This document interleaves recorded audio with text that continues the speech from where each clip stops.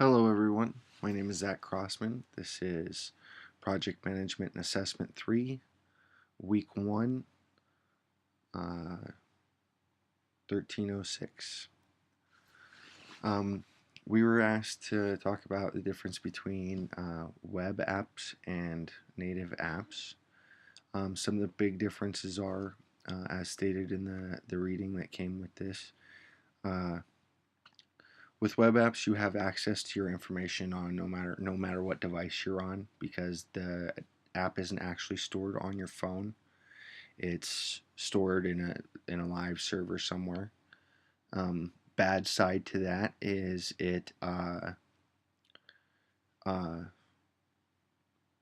hard to if you don't have an internet connection, you don't have access to the app, or you don't have access to the information that the app provides if it's a hybrid of both.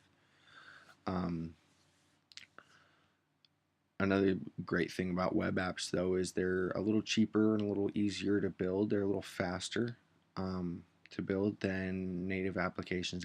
Native applications take a little more time, a little more coding, and a little more skill to them.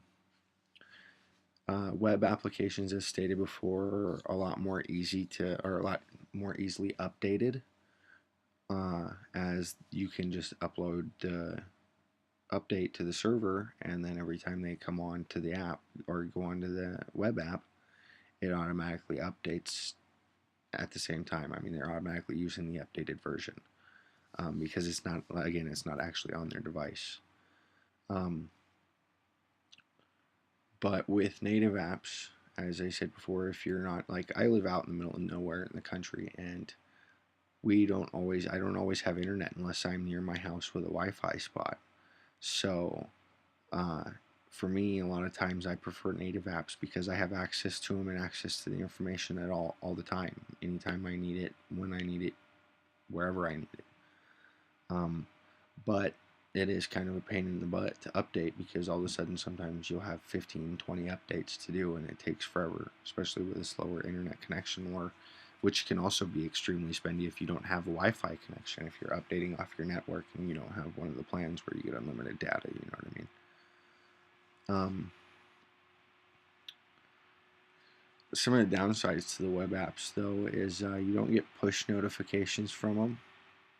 I don't know if that'll change or not, or if it has changed without me knowing it, but I'm excited to see if they can figure something out, especially with the way browsers are being updated and everything. It might be able to be linked through the two, but we shall see one day here very soon. I guess that's it so far. I'm very excited to continue to move on with this program. I've learned a lot in the last couple months, and for web apps, I mean, you can't have just one or the other, or just hybrids of the two. Sometimes websites are better left with their mobile first plan and using that as a web app rather than creating an application for the phone.